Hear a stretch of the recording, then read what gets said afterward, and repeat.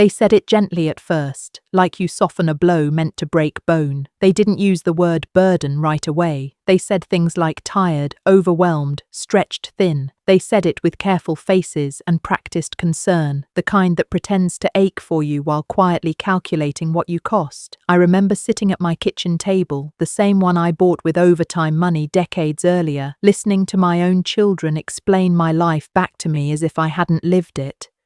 I nodded because that's what mothers do. We nod so others can finish speaking, even when every word feels like a subtraction. I had given them everything I had, and somehow that had become the problem. Love, I learned that day, is often measured by how little space you take once you're no longer useful. I didn't argue, I didn't cry. I watched the steam rise from my untouched tea and wondered when I had started taking up too much air. I wasn't always old, I wasn't always slow. There was a time when my hands moved faster than my thoughts, when I could carry a sleeping child on one hip and a week's worth of groceries on the other. I built routines out of chaos. I made birthdays happen when money said they shouldn't. I turned fear into dinners and worry into school clothes. When their father left, I didn't collapse. I recalculated. I became smaller so their lives could be bigger. I learned how to stretch a dollar and myself. I learned how to smile through exhaustion so they wouldn't learn what panic looked like.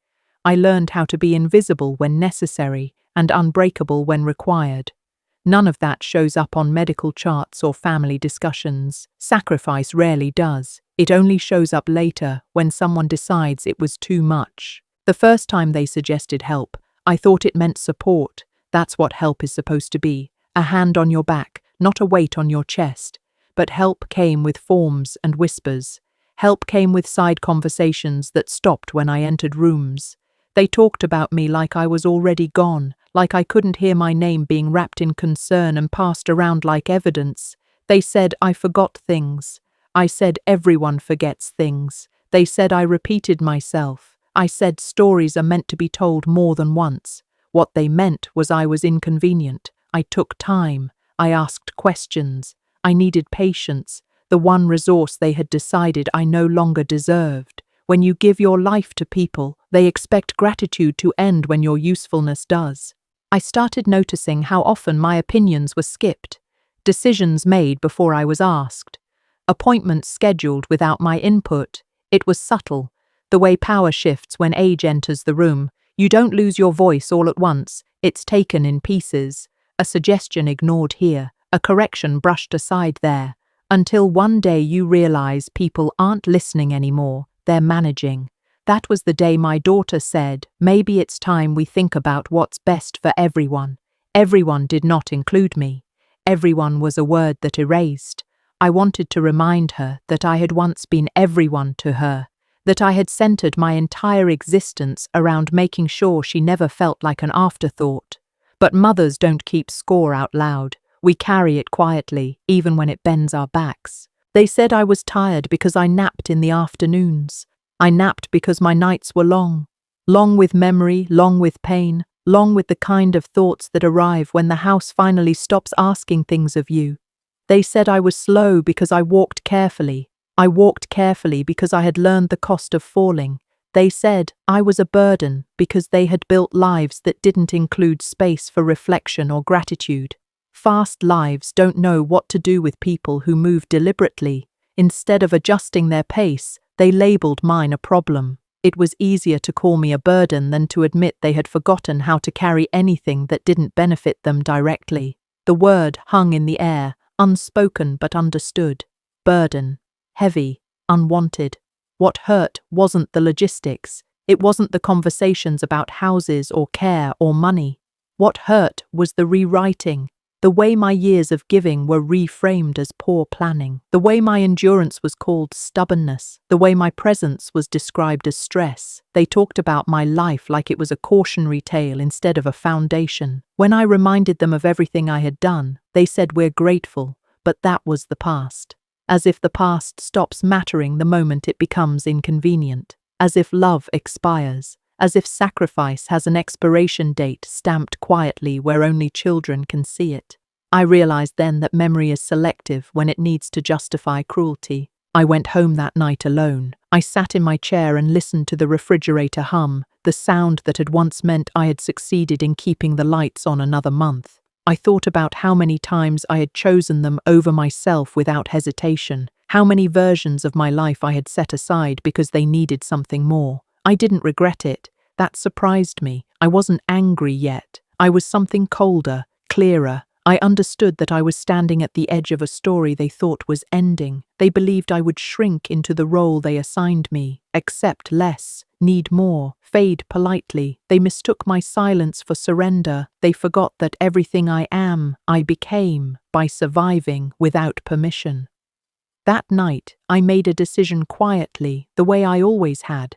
I would listen, I would observe, I would let them underestimate me, because people who believe you are finished are careless. They reveal themselves, they make mistakes, they talk too freely. I wasn't done giving, but I was done giving blindly. If I was a burden, then I would carry myself. If I was too much, then I would finally be enough for me. I looked around my home, the one built on years of invisible labor, and I felt something settle inside my chest. Resolve doesn't arrive loudly. It comes like breath after being underwater too long, slow, necessary. I went to bed knowing this was not the end of my usefulness. It was the end of my obedience.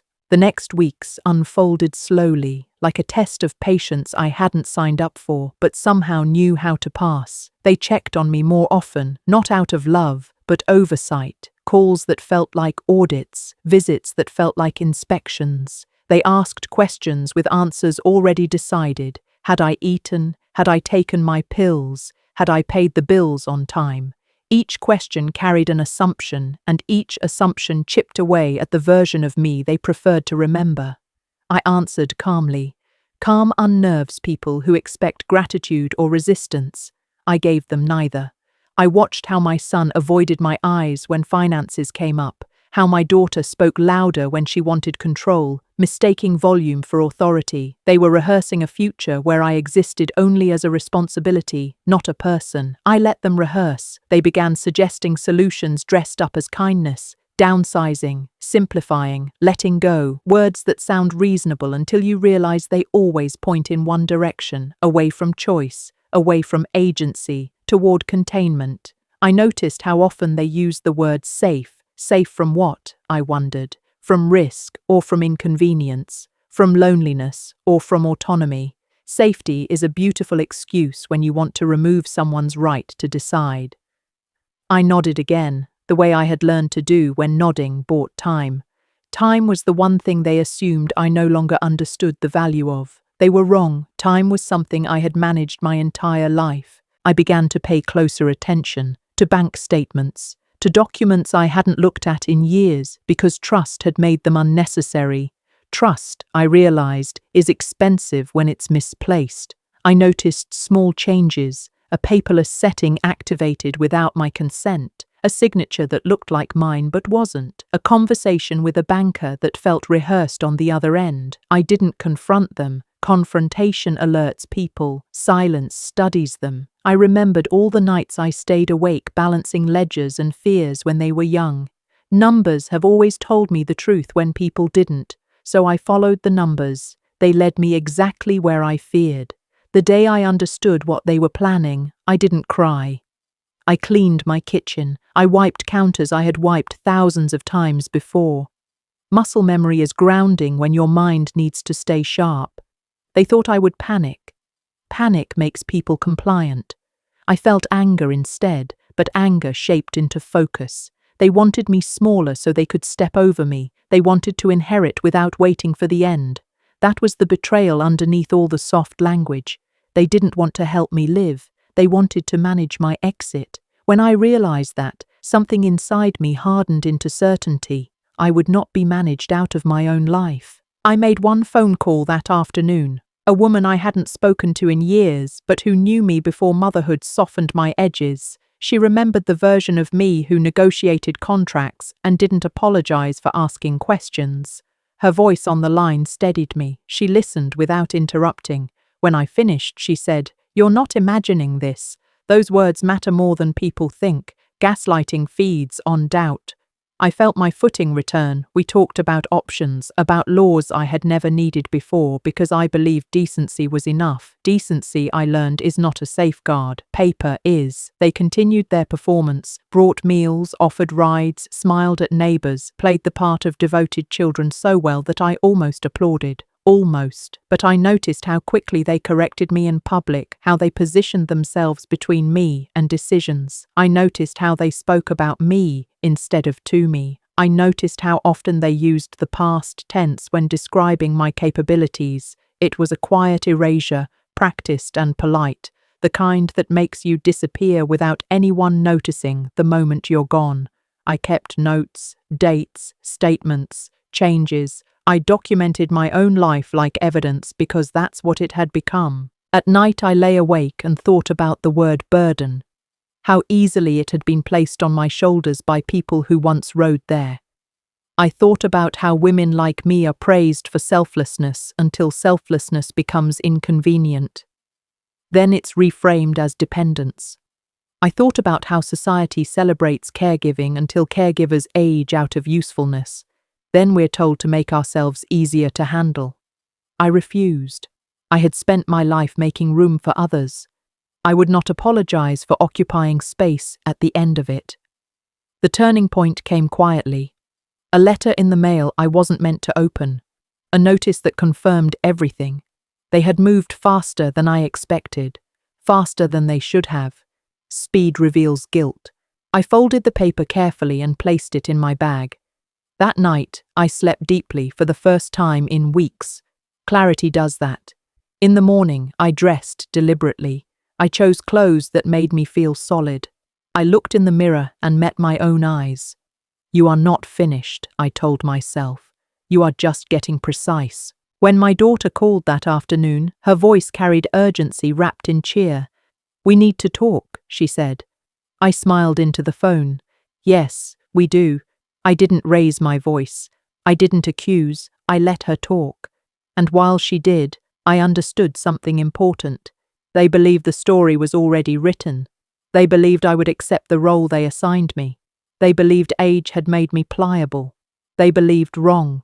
I ended the call politely and sat in the quiet of my living room, surrounded by the proof of a life built carefully and given generously. This wasn't about revenge. It was about authorship. I was taking my story back, one deliberate step at a time. I began to move differently after that, with intention instead of reaction. When people think you're weak, they don't notice strength gathering. They mistake quiet for confusion and patience for fear. I let them. I attended the meetings they scheduled and asked neutral questions that made them relax. I signed nothing. I agreed to nothing. I learned how easily people reveal their plans when they believe you're already defeated. My son talked about timelines. My daughter talked about transitions. Neither talked about consent. That absence spoke louder than any insult. They had decided my life was an obstacle course to be cleared, not a journey to be respected. I started organizing my days around preparation, not packing bags or making plans to leave, but preparing to stay exactly where I was, on my terms. I gathered documents and placed them in a folder that never left my sight. I memorized account numbers the way I once memorized bedtime stories. Repetition breeds confidence. I practiced explaining myself without emotion because emotion makes people dismiss you. Facts don't. I reminded myself that I had navigated systems before, just different ones. Schools, hospitals, courtrooms.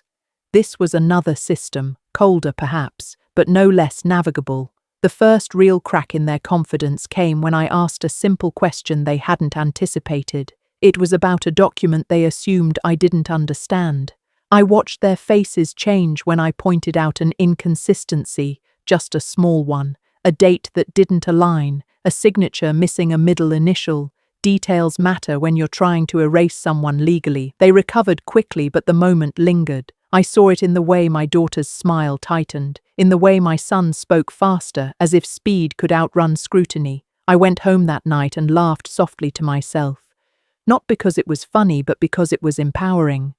I wasn't invisible anymore. I was underestimated, and that was better. I thought often about the years I had spent teaching them right from wrong, about the lectures I gave that I thought had landed. Parenting, I realized, doesn't come with guarantees. You can give everything and still be seen as expendable when you're no longer convenient. That truth hurt, but it also freed me. I stopped looking for the children I raised and started dealing with the adults they had become. Adults make choices. Adults face consequences. Mothers don't have to shield them forever, especially not from their own actions. One afternoon I went through old photographs, not out of nostalgia, but inventory. I looked at my younger self holding babies with tired eyes and stubborn hope. I looked at holidays I made happen with creativity and grit. I wasn't mourning. I was remembering who I had been so I could carry her forward. Aging doesn't erase your past selves, it stacks them. I was still every version of me that had survived something hard. This was just another layer. The lawyer and I spoke again, this time longer. She explained options with clarity and without condescension. She treated me like a client, not a case. That distinction mattered. We discussed protections, reversals, boundaries. We discussed what it would mean to reclaim control without detonating relationships unnecessarily. I appreciated that she didn't assume reconciliation was my goal. She asked what I wanted. No one had asked me that in months. I told her the truth. I wanted autonomy, dignity, space. If that cost me the illusion of a happy ending, so be it. I'd lived long enough to know that peace is often quieter than happiness, but far more stable. My children sensed the shift before they understood it. They began pushing harder, faster. Pressure is a tell. People push when they feel time slipping. They used guilt openly now, reminded me of sacrifices they were making. I listened and then gently pointed out the difference between sacrifice and control. They didn't like that. Labels lose power when you define them. They accused me of being difficult. I smiled. Difficult, I said, is another word for not complying. I started making small changes that reasserted my presence, updating contacts, reconnecting with friends I'd let drift because family consumed my energy. I told them the truth, not the dramatized version, but the factual one. Truth is grounding when shared. Isolation makes manipulation easier. I refused to be isolated. My circle grew smaller but stronger. People who saw me, not my age. The day they finally confronted me directly, I was ready. They sat across from me with prepared statements and rehearsed concern. They spoke about my future like it was a problem to be solved quickly. I let them finish. Then I spoke, calmly, clearly. I told them what I knew, what I had documented, what steps I had already taken.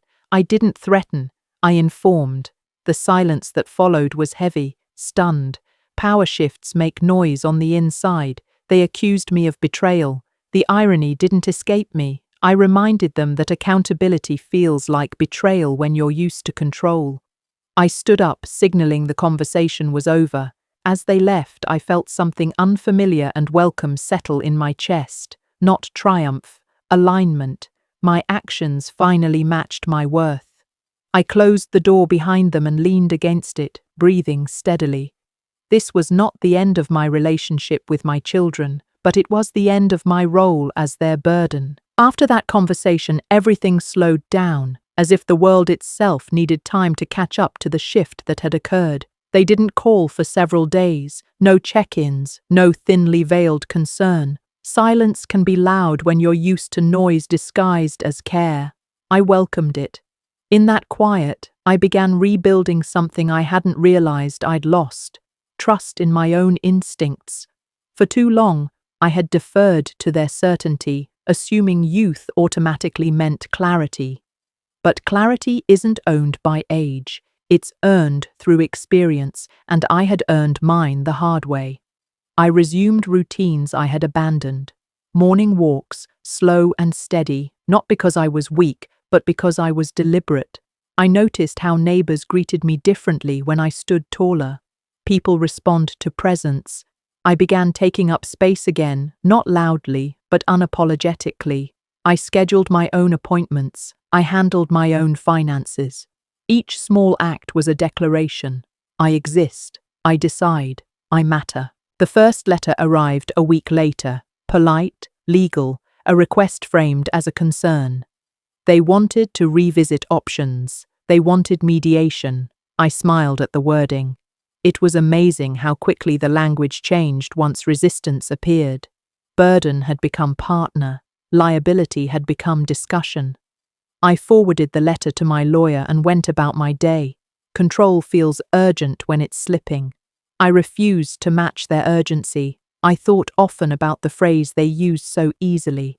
After I gave them everything I had. Giving is invisible when it's expected. People don't see the cost when the supply feels endless. I had been endless to them for decades. Meals, rides, advice, money quietly transferred without receipts.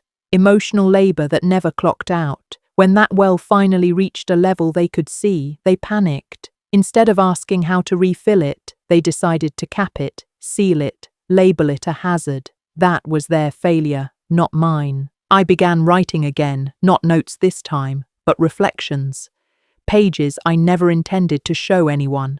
I wrote about the woman I had been and the woman I was becoming, about grief that never had time to settle because responsibility kept interrupting it, about how motherhood changes shape but never truly ends. I wasn't trying to rewrite history, I was integrating it. When you've lived for others long enough, reclaiming your inner voice feels like meeting an old friend. They tried a different approach next. Emotion. My daughter cried on the phone, telling me she was scared of losing me, scared of making the wrong decision. I listened. Fear is real, even when it's misdirected. I told her calmly that fear doesn't grant permission to take someone's autonomy, that love doesn't require ownership. She went quiet. Boundaries confuse people who benefit from your lack of them. My son showed up unannounced one afternoon. He looked smaller somehow, tired. He stood in my doorway like a boy who had forgotten the rules of a house he grew up in. He asked if we could talk. I said yes. We sat. He apologized without specifics, which told me he wasn't ready to understand, only to repair his discomfort. I accepted the apology for what it was worth and told him what I needed going forward. Transparency, respect, distance until trust could be rebuilt. He nodded, unsure. Growth is uncomfortable when you're forced into it. After he left, I felt a wave of sadness, deep and honest. Not for the loss of control I had reclaimed, but for the relationship I thought I had. Mourning illusions is a quiet kind of grief. There's no ceremony for it. You just adjust to the absence of what you believed was solid. I allowed myself that moment, then I moved on. I had wasted enough years postponing myself. Opportunities began appearing once I stopped shrinking. An invitation to join a community board, a neighbor asking for advice, a friend suggesting a trip. Life didn't end because my children decided I was inconvenient. It expanded the moment I stopped letting that label define me. I said yes to things I had once dismissed as impractical. Practicality had served its purpose. Now I wanted meaning. The mediation meeting came and went. I attended with my lawyer. They came with theirs. Papers were shuffled. Words were chosen carefully. Outcomes were agreed upon that restored my control unequivocally. It was anticlimactic in the best way. No shouting, no drama, just acknowledgement. Sometimes the most powerful victories are quiet because they don't require an audience. Walking out of that building, I felt lighter, not because everything was perfect, but because everything was clear. I had my life back, not as it once was, but as it could still be. I went home, made myself lunch, and ate slowly at my table. The same table where they had once explained why I was too much. I smiled at the irony. I wasn't too much. I was simply more than they were prepared to honor. In the weeks that followed, I noticed how peace changes the texture of time. Days felt fuller, not because I was doing more, but because I was finally present for myself. I woke up without dread, without the low hum of anticipation that something might be taken from me. That hum had been there longer than I realized, trained into me by years of putting my needs last. Now, mornings belonged to me. I brewed my coffee slowly. I read the paper start to finish. I let silence stretch without feeling the need to fill it for someone else's comfort. People often think reclaiming yourself requires a dramatic break, a loud declaration. For me, it was quieter. It was choosing not to answer the phone immediately. It was declining invitations that came with expectations attached. It was saying no without explaining myself into exhaustion. Each small refusal was an act of self-respect. I learned that boundaries don't need to be defended constantly. They need to be enforced consistently. That difference changed everything. My children adjusted, awkwardly at first. They tested limits the way children always do, even grown ones. A suggestion slipped into a conversation, a request framed as urgency. I met each attempt with the same calm response.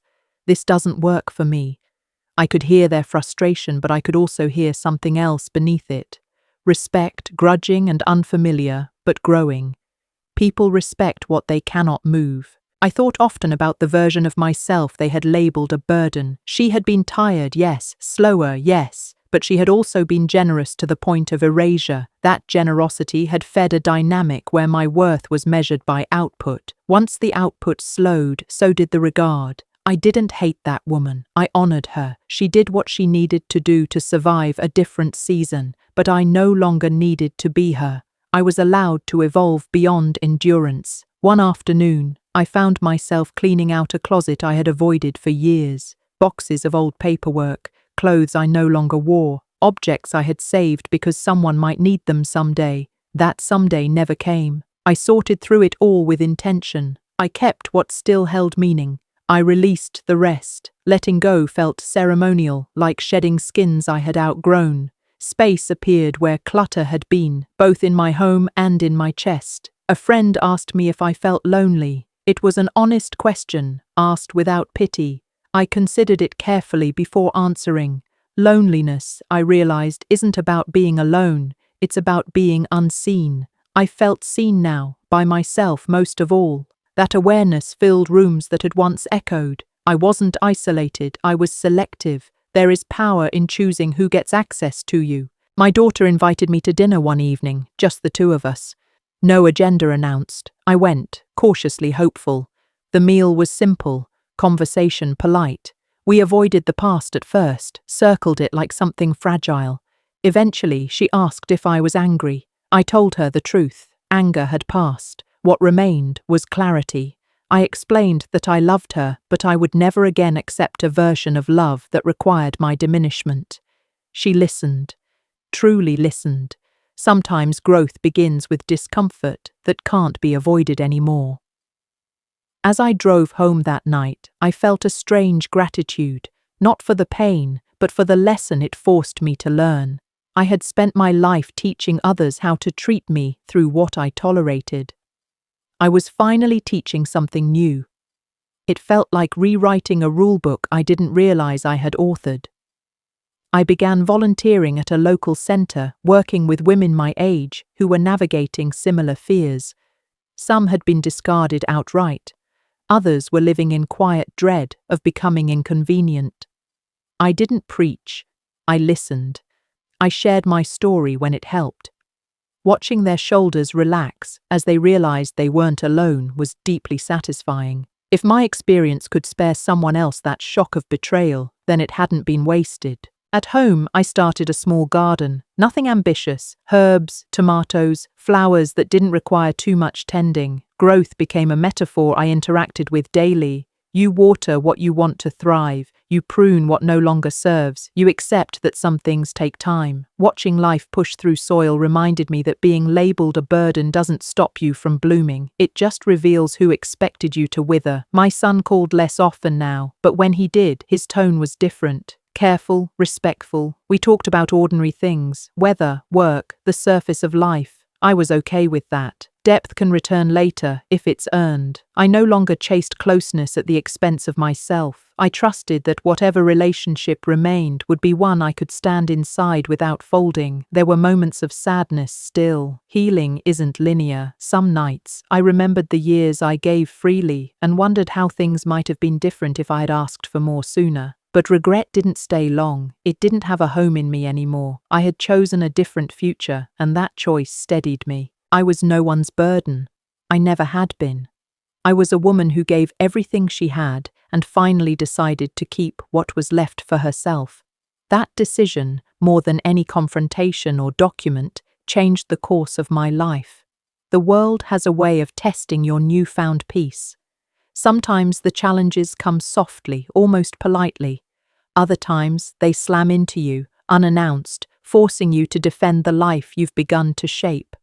A colleague at work asked me to take on a project I had no capacity for. An old friend dropped by unexpectedly, looking for advice, for time, for me to absorb their chaos.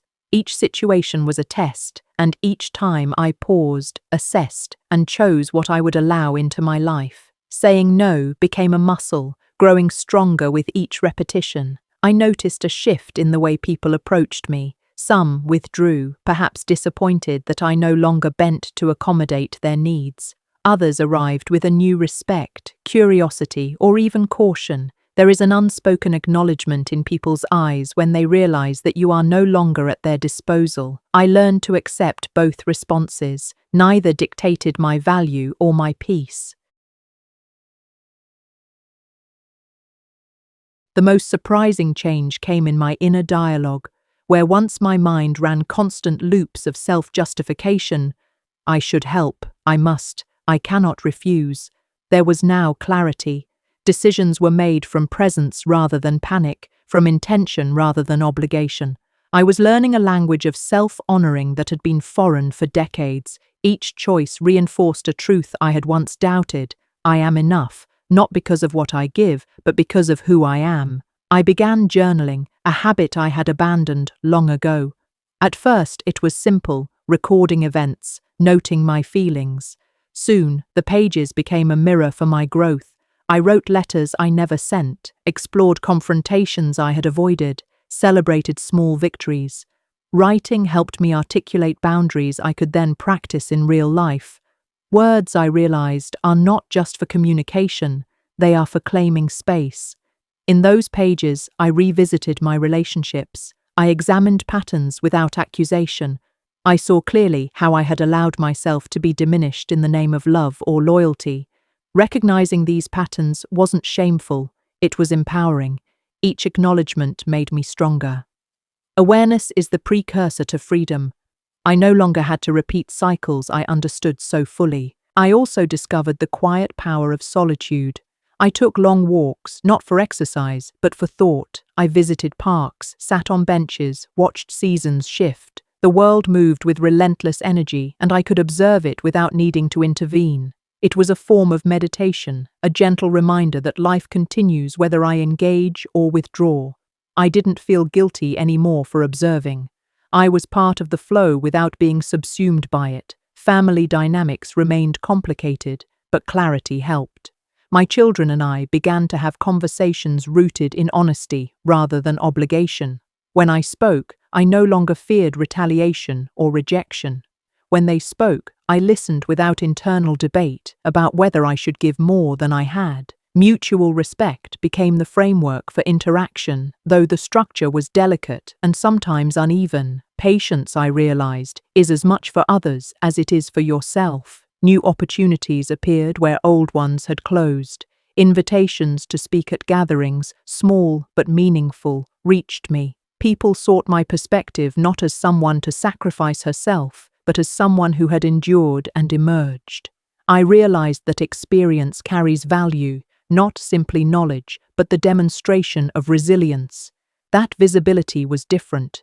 It was no longer about performance, but about presence. I cultivated a small circle of friends who mirrored the values I now held. Loyalty, respect, and generosity without self-erasure became the foundation. It wasn't about quantity, it was about alignment. I learned to enjoy company that nurtured rather than drained, that asked for connection without demanding depletion. The companionship felt lighter, freer, as though relationships could exist without the shadow of obligation. Financial independence became another frontier. For years I had contributed to household finances, but often in ways that kept me tethered to expectation. I now took steps to ensure I had resources under my own control. It wasn't about wealth or splurging, but about sovereignty. Security isn't just physical, it is psychological. Knowing I could manage my own life brought a sense of calm I hadn't realized I was missing.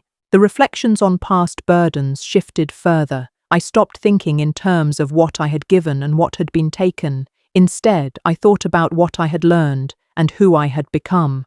Gratitude emerged in an unexpected form, not for others' appreciation, but for the clarity that betrayal, neglect, and misjudgment had taught me. Life has a way of refining strength through friction if one allows it. I started mentoring younger women at work. They faced pressures similar to what I had experienced, though often framed differently. I offered guidance not as a savior, but as a witness to the journey. I modeled boundaries, consistency, and self-respect. Their questions reminded me of how far I had traveled, and their growth reminded me of the ripple effect a single decision can create. Even simple routines gained new meaning. Cooking for myself became a practice of care, not just sustenance. I experimented with recipes I had long dismissed as frivolous. Music filled my home in ways it hadn't for years, no longer background to someone else's life but soundtrack to my own.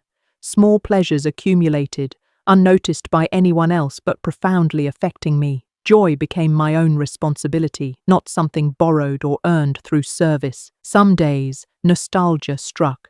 I remembered the moments I had offered myself so fully, the love I had given without reservation. I didn't regret these acts, but I understood their limits. Giving isn't wrong.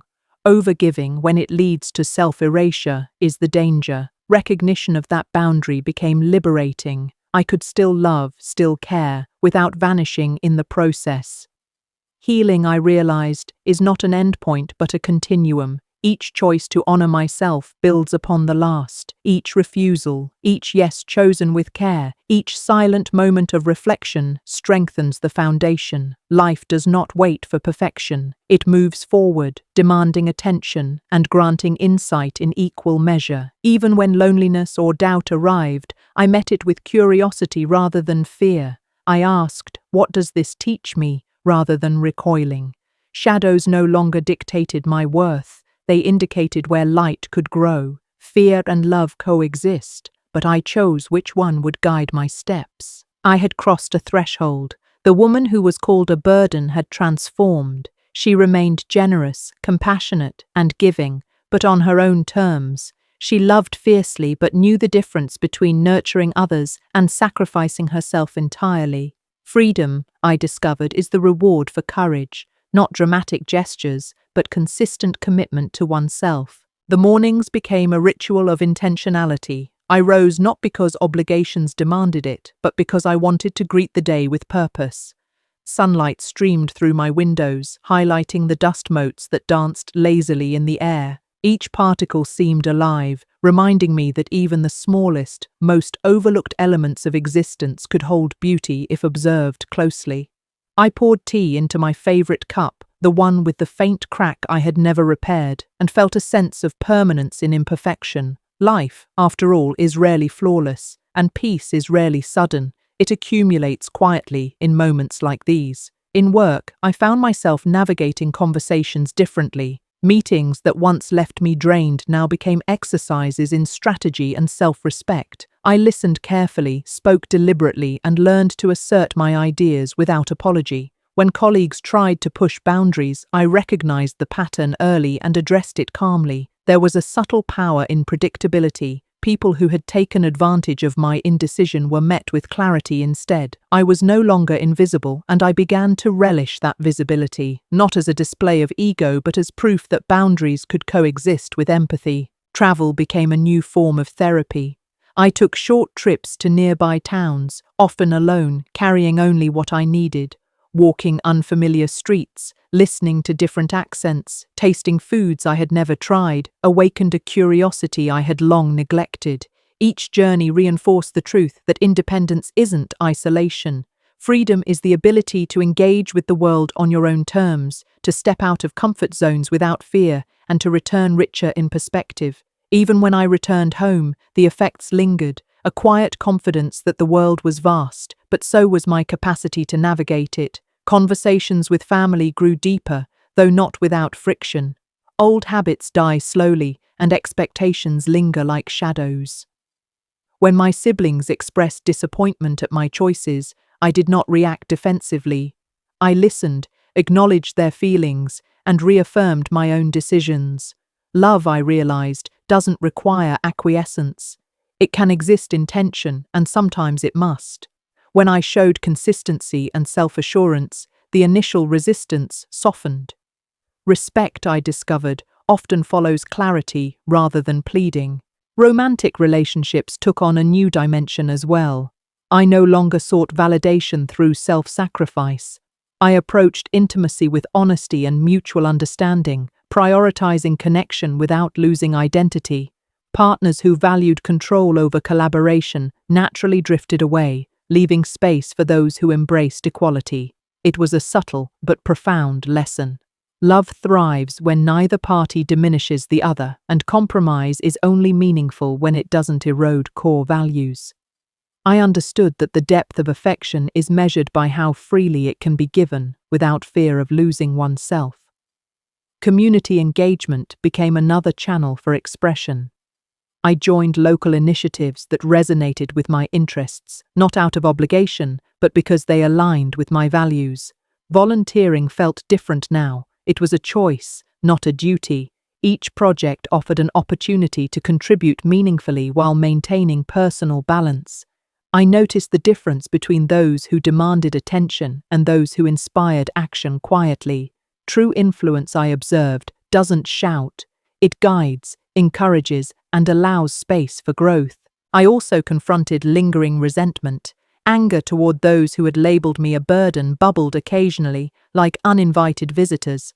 I let it surface, examined its source, and released it deliberately.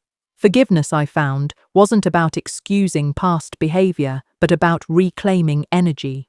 The moment I stopped carrying others' judgments as weights, I felt lighter. The past remained a teacher, but it no longer dictated my present. I began to see life as a series of moments to engage fully rather than a ledger of debts and disappointments. Creativity became a refuge. I picked up painting again, though I had not touched a brush in years. Colors spilled across canvases with no intended outcome, no judgment, no expectation. The act itself was liberating. I realized that creativity is not a commodity to be evaluated. It is a reflection of existence, a tangible expression of thought and feeling. Each stroke, each imperfect line, reminded me that life, like art, is beautiful precisely because it is unpolished. Friendships matured further. Casual acquaintances remained casual, but those who mattered deepened their presence. We shared vulnerabilities without fear of exploitation. Humor became a binding force. Laughing together at absurdities, mistakes, and missteps reminded me that connection doesn't have to be heavy to be meaningful. I understood now that joy, like love, is more sustainable when mutual, when it is not forced, when it flows freely without expectation. Health became intentional. I focused not on punishment or appearance, but on vitality. Morning stretches, mindful eating, and occasional solitude walks reinforced a sense of care for my own body. I observed how energy levels shifted with attention to sleep, movement, and mental focus. The body, I realized, is a partner, not a tool to be exploited. Caring for it became an act of respect rather than obligation. Strength, both physical and emotional, now came from alignment with my values, not adherence to external pressures. Financially, I expanded planning with intent. Savings, investments, budgeting, these were not burdensome tasks, but steps toward freedom. I analyzed expenses and opportunities alike, seeking leverage not just for security, but for choice. When unexpected costs arose, I managed them calmly rather than reacting with stress. Independence is not just the absence of debt or obligation, it is the confidence to navigate uncertainty without surrendering peace. Each decision reinforced a sense of sovereignty I had never known when I gave endlessly without consideration. I re-examined personal goals, both old and new. Ambitions I had shelved due to responsibility resurfaced with vigor. Writing a book, exploring public speaking, even learning an instrument, all were now plausible because my life contained space for them. I realized ambition is not selfish, it is an expression of self-respect and a statement of capacity. By nurturing goals alongside responsibilities, I discovered that growth and generosity are not mutually exclusive but complementary when managed consciously. The spiritual dimension of life gained clarity too. Prayer, meditation, and reflection were no longer routines performed out of habit or guilt, but practices embraced as tools for centering. I felt more attuned to the subtleties of existence, the energy of people around me, the rhythm of nature, the quiet whispers of intuition. Trusting myself became easier. I learned that listening inward is as important as acting outward. The two are intertwined in creating a life that feels coherent and purposeful. I faced unexpected adversity as well. A sudden health scare shook my composure, reminding me that control is often an illusion. But even in fear, I found grounding. I relied on knowledge, medical guidance, and support systems, yet remained anchored in self-awareness. Crisis highlighted the fragility of life, but also illuminated resilience. Strength is not the absence of vulnerability, it is the ability to navigate vulnerability with presence and clarity.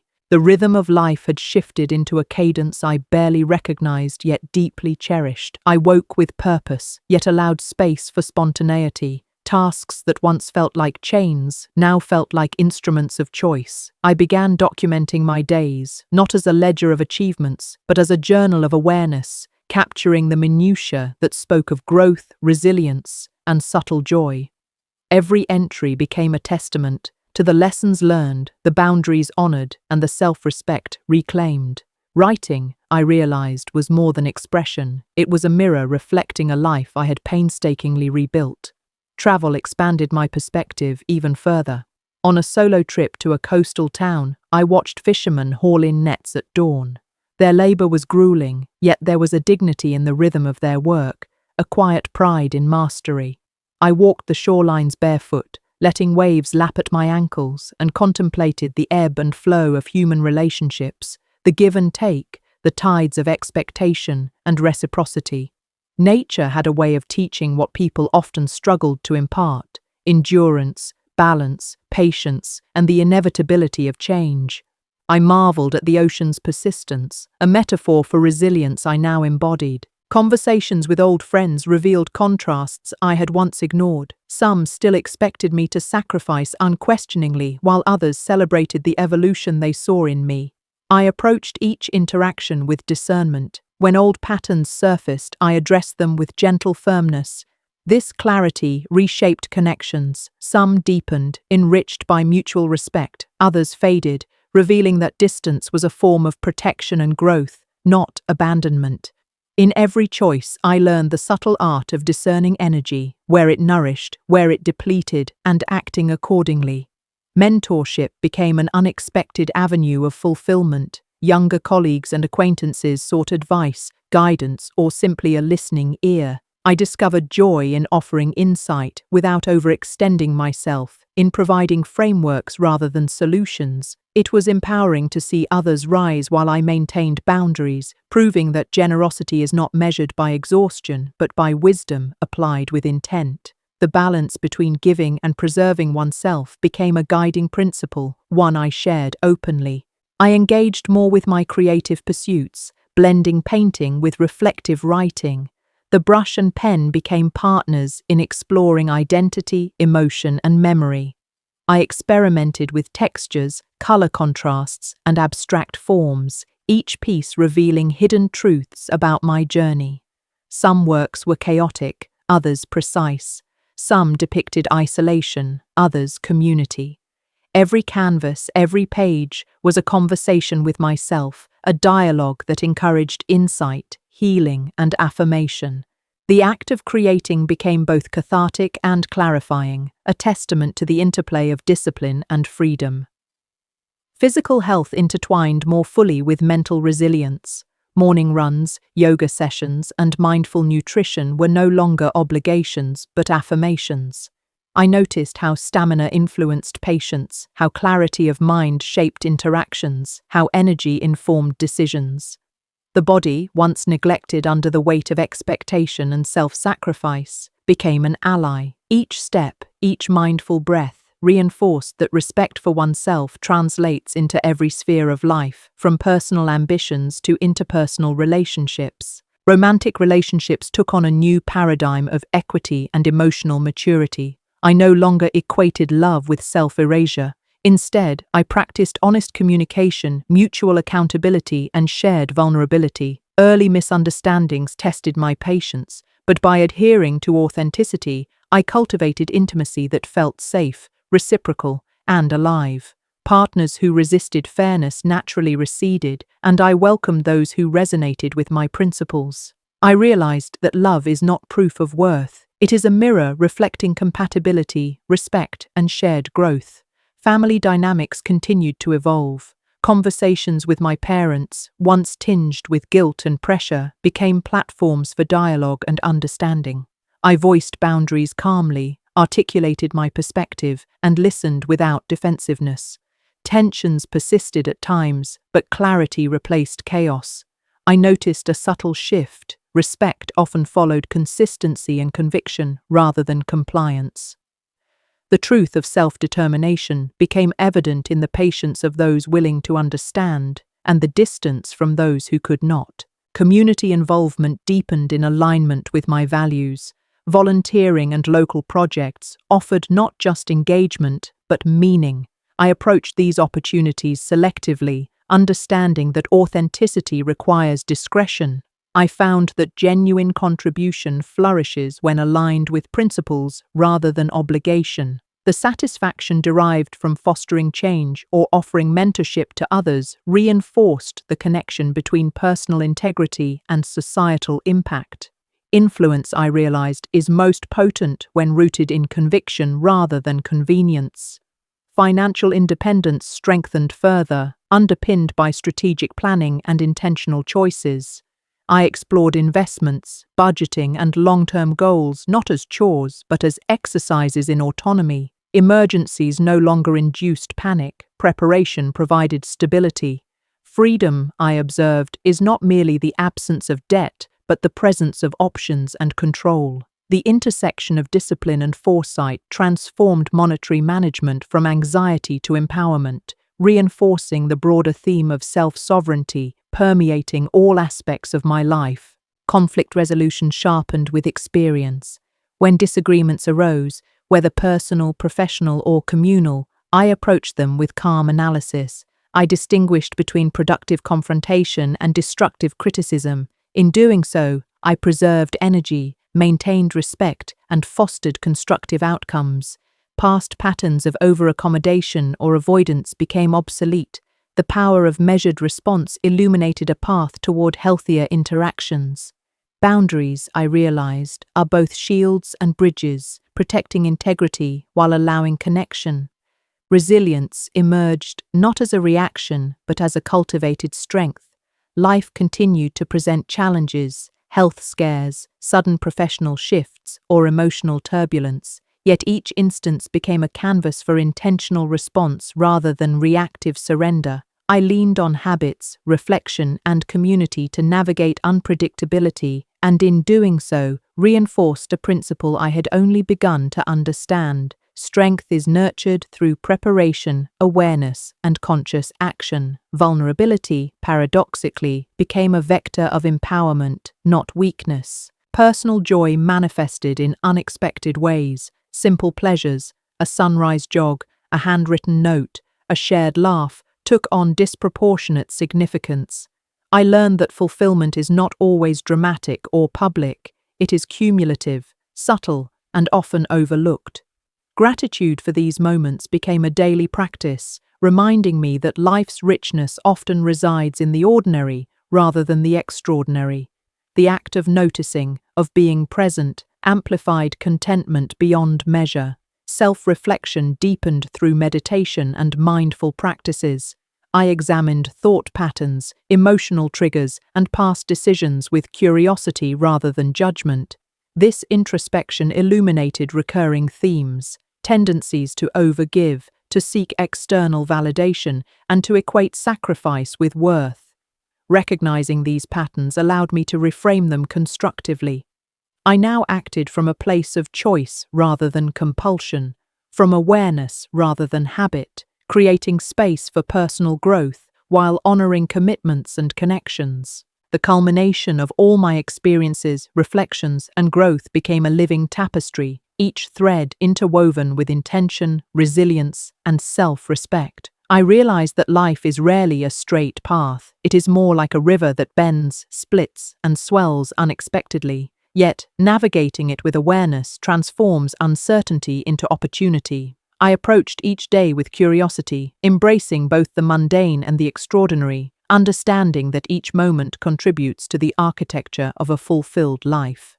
The mistakes of the past, once heavy with regret, became lessons etched into my foundation, guiding, not defining, my journey. I began to see relationships in a new light. Bonds that once demanded sacrifice without reciprocity now thrived on mutual understanding. I no longer felt obligated to overextend for those who could not honor my boundaries. It was liberating to witness how authenticity attracted connections that were genuinely nourishing. Friends, family, and partners who resonated with my values became anchors, while those who could not align gradually drifted away, not out of spite, but as a natural consequence of growth. The contrast between old and new relationships was stark. The ones I now nurtured were alive with respect, laughter, and meaningful exchange. Professional life evolved similarly. I learned to advocate for my contributions without guilt. Projects that once felt like burdens transformed into platforms for creativity, leadership, and innovation. I set expectations clearly, delegated wisely, and celebrated achievements without seeking external validation. Each success became not just a career milestone, but a testament to self-discipline, vision, and strategic engagement. The confidence I cultivated radiated subtly yet profoundly, influencing colleagues and collaborators to approach interactions with respect and fairness. Inner peace deepened through rituals of mindfulness and deliberate presence. I found that quiet moments, once scarce and undervalued, held immense power. Sitting in stillness, observing thoughts without attachment, I cultivated clarity and calm. Challenges that previously sparked anxiety or frustration were now met with measured response. I noticed a profound shift. The external world continued its unpredictable course, but my inner landscape became a sanctuary of balance and equanimity. This peace was not passive. It required consistent effort, reflection, and the courage to confront uncomfortable truths within myself. Creativity flourished further, fueled by both introspection and exploration. I experimented with forms of expression that I had previously dismissed, from digital storytelling to collaborative art. Each endeavor became a laboratory for self-discovery, teaching me that innovation thrives in spaces of openness and curiosity. Failure was reframed as a teacher rather than a verdict, and experimentation became a source of joy rather than risk. Through creative practice, I strengthened my ability to articulate complex emotions, connect authentically, and celebrate individuality without apology. Spiritual and philosophical exploration added another layer of understanding. I questioned beliefs I had inherited, absorbed, or once clung to without scrutiny. Meditation, reading, and conversations with mentors helped me identify principles that resonated with my lived experience.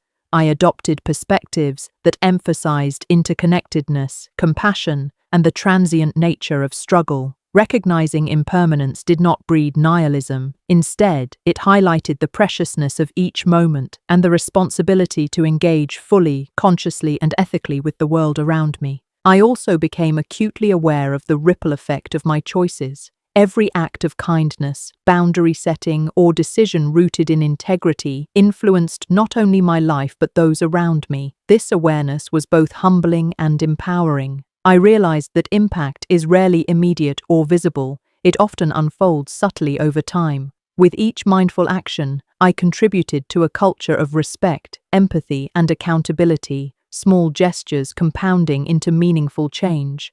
Witnessing the positive outcomes of intentional behavior reinforced the principle that self-care and conscientious living are deeply intertwined.